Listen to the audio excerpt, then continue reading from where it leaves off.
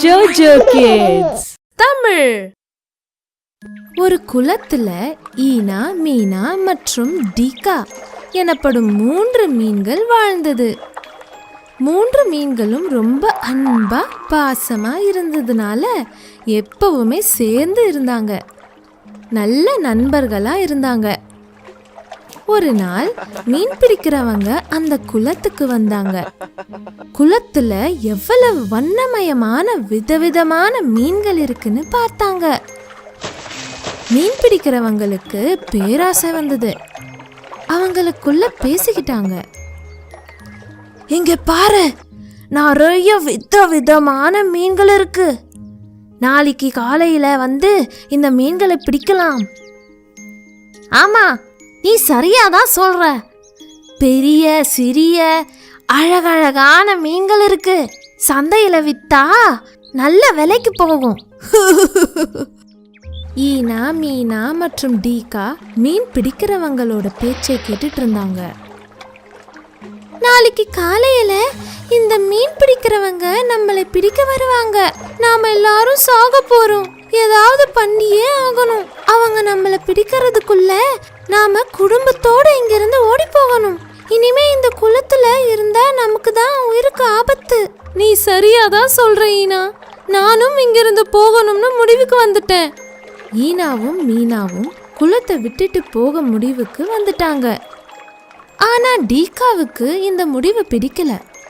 டீகா சொன்னா, அந்த மீன் பிடிக்கிறவங்க பேச்சை கேட்டு இந்த குளத்திலிருந்து போக முடியாது. இங்கிருந்து போக கூடாதுன்னு தான் என்னோட கருத்து. நாம் எல்லாரும் சேர்ந்து எதிரில் நின்று போராடணும். எல்லா மீன்கள் 2 கூட்டங்களா பிரிஞ்சிட்டாங்க. ஒரு கூட்டம் இதே குளத்துல இருக்கணும்னு முடிவுக்கு வந்தது. இன்னொரு கூட்டம் இந்த குளத்திலிருந்து போயிடணும்னு முடிவுக்கு வந்தது. அந்த கூட்டம் ஈனா, மீனா கூட குளத்திலிருந்து கிளம்பிடுச்சு. அடுத்த நாள் சொன்னபடியே அந்த மீன் பிடிக்கிறவங்க குளத்துக்கு வந்தாங்க. வலையை வீசி எல்லா மீன்களை பிடித்து தூக்கிட்டு போயிட்டாங்க. பிரச்சனை வந்தா புத்திசாலியாக முடிவு எடுக்கணும். பாம்பாட்டியின் கனவு. ஒரு நாள் ஒரு காட்டுல ஒரு பாம்பாட்டி பாம்பை தேடிட்டு இருந்தாங்க. நான் வெறும் கையோட திரும்பி போக மாட்டேன். எவ்வளவு பெரிய காட்டு இது.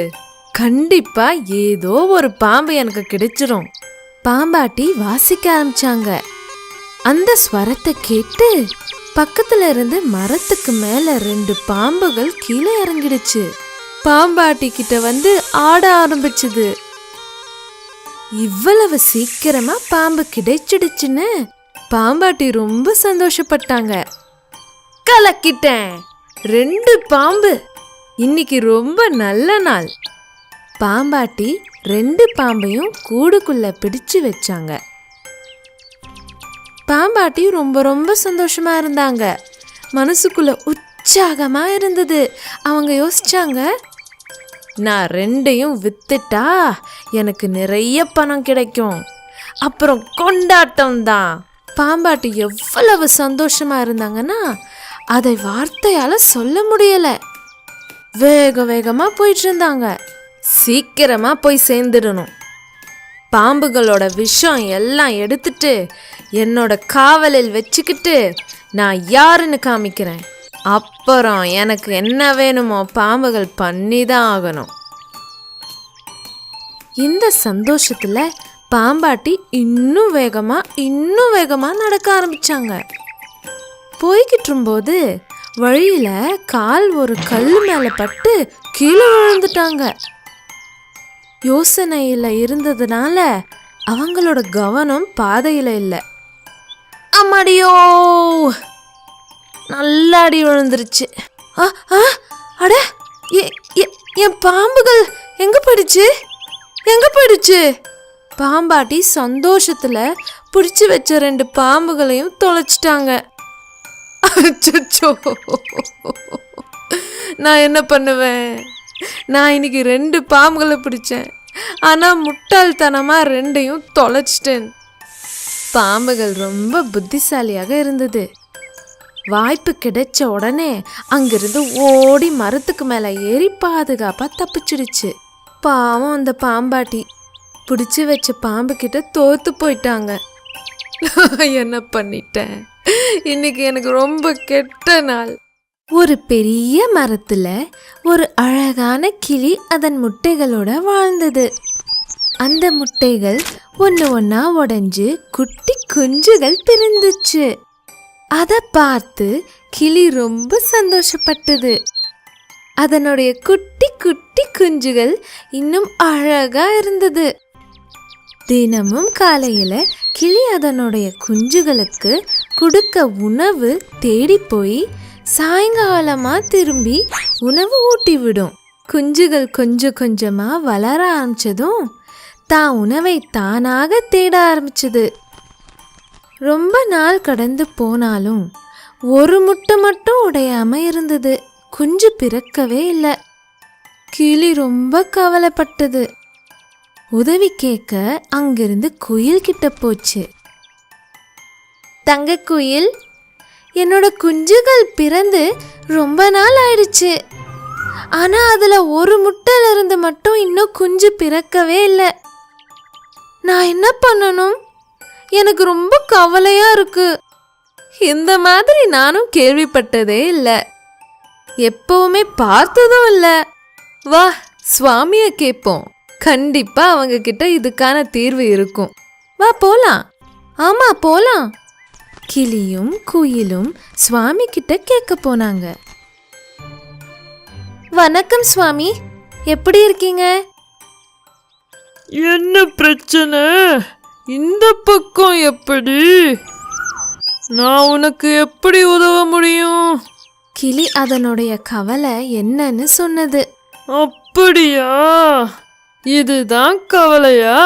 வா, நான் முட்டைய பார்க்கணும். கிளியும் குயிலும் சுவாமியும் கிளியின் கூடு கிட்ட போனாங்க. அட, என்ன இது? இது உன்னோட முட்டை இல்ல. உன்னோட முட்டைய அடையாளம் பிடிக்கிறதுல ஏதோ தப்பு பண்ணிருக்க. இது ஒரு விளையாட்டு பொம்மைன்னு நினைக்கிறேன். கிராமத்துல இருக்கிற குழந்தைகள் இது கூட விளையாடுறத நான் நிறைய தடவை பார்த்துருக்கேன். என்னை நம்பி இத ஒரு தடவை கீழே வீசிட்டு பாரு. இல்ல இல்ல சுவாமி, அப்படி பண்ணா என்னோட முட்டை உடைஞ்சிரும். இல்ல இல்ல கிளித்தாயி, என் மேல நம்பிக்கை வை. இது ஒரு விளையாட்டு பொம்மை தான். கிளி மனச கல்லாக்கி சுவாமி பேச்சு கேட்டது. சுவாமி முட்டையை எடுத்து தரையில வேகமா வீசிட்டாங்க. முட்டை உடையவே இல்லை. குழந்தைகள் விளையாடும் பந்து போல கீழையும் மேலையும் விழுந்து பறந்துட்டு இருந்தது. உண்மையிலே அது ஒரு பந்து தான். அதை பார்த்து எல்லாரும் சிரிச்சாங்க. ஒரு காட்டுல ஒரு பயங்கரமான சிங்கம் வாழ்ந்தது. அந்த காட்டுக்கு சிங்கம் தான் ராஜாவா இருந்ததுனால அந்த சிங்கத்துக்கு ஆசை வரும்போதெல்லாம் எந்த மிருகத்தை வேணாலும் சாப்பிட்டுடும். ஒரு நாள் சிங்கம் ராஜா தூங்கிட்டு இருக்கும்போது ஒரு குட்டி எலி அங்க வந்தது. ஆஹா, எவ்வளவு பெரிய உடல், எவ்வளவு வலுவான நகங்கள், எவ்வளவு கூர்மையான பற்கள். சிங்கம் ராஜானா சும்மாவா? அதனாலதான் எல்லா மிருகங்களுக்கு சிங்கம் ராஜானா பயம்.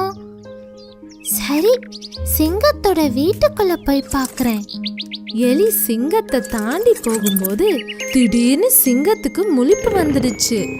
டக்குன்னு எலியோட வலைய பிடிச்சிடுச்சு. அடடே, இன்னைக்கு சாப்பாடு என்ன தேடி வந்துடுச்சு. அற்புதம். என்னை மன்னிச்சிடுங்க ராஜா அவர்களே, நான் இங்க தெரியாம வந்துட்டேன். என்னை சாப்பிட்டு உங்க பசி கூட அடங்காது. நான் உங்களுக்கு பயனுள்ளதாக இருக்கலாம். எலியோட பேச்சை கேட்டு சிங்கத்துக்கு இரக்கம் வந்தது. சிங்கம் சொன்னது, சரி சரி, எனக்கு ஏற்கனவே வயிறு நிறைஞ்சிடுச்சு. போ, உன்னை நான் போக விடுறேன். இன்னொரு தடவை இந்த தப்பு பண்ணாத. எலி நன்றி சொல்லி போயிடுச்சு. ஒரு நாள் சிங்கம் ராஜா உணவு தேடி ஆறு பக்கத்துல நடந்து வந்தாங்க. அப்போ ஒரு வேட்டைக்காரர் சிங்கம் மேல வலையை வீசி சிங்கத்தை பிடிச்சிட்டாங்க. சிங்கம் பயந்து சத்தமா கத்த ஆரம்பிச்சிருச்சு. இது நம்ம ராஜா அவர்களோட குரல் மாதிரி இருக்கு. ராஜா ஏதோ பிரச்சனையில இருக்காங்க போல இருக்கு. எலிகள் ராஜா வலையில மாட்டி இருக்கிறத பார்த்தப்போ உடனே அதனுடைய நண்பர்களோட போய் அந்த வலையை கடிச்சு விட்டாங்க. ராஜாவை ஆபத்திலிருந்து காப்பாத்திட்டாங்க. தப்பிச்ச சிங்கத்தை பார்த்து வேட்டைக்காரர் பயந்து ஓடிட்டாங்க. அன்னையிலிருந்து சிங்கமும் எலியும் நல்ல நண்பர்களாயிட்டாங்க. Please subscribe.